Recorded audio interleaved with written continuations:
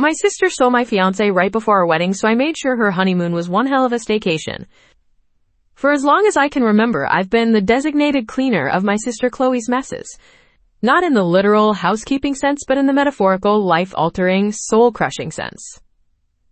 I was the responsible one, the planner, the one who worked 2 jobs in college to graduate debt-free.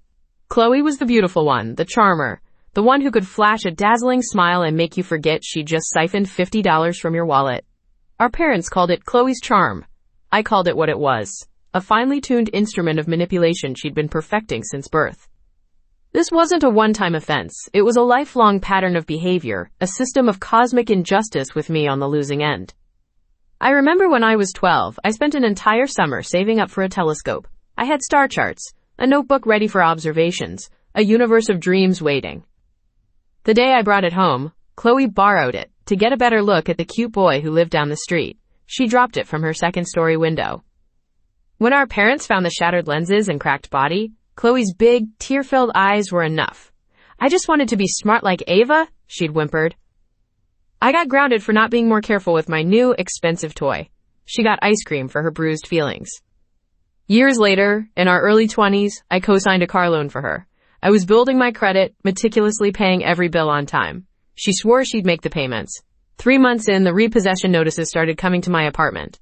She'd stopped paying after the first month, spending the money on a spontaneous trip to Mexico with friends instead. When I confronted her, she'd cried, telling me how stressed she was, how she just needed a break.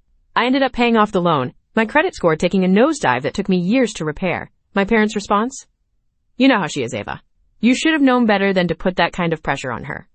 So, when I met Liam, it felt like my turn. He was kind, stable, and a successful architect. He saw me. He appreciated my discipline, my loyalty, my quiet strength. He was my reward for a life lived on the straight and narrow. For 3 years, everything was perfect. He proposed on a rainy Tuesday in our apartment, and it was the most real and beautiful moment of my life. We set a date.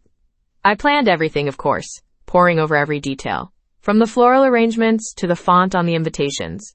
Qley was my maid of honor, a position she accepted with a squeal of delight, promising to be the best sister ever. I should have known. The ultimate transgression happened 3 days before my wedding, the Saturday before the big day.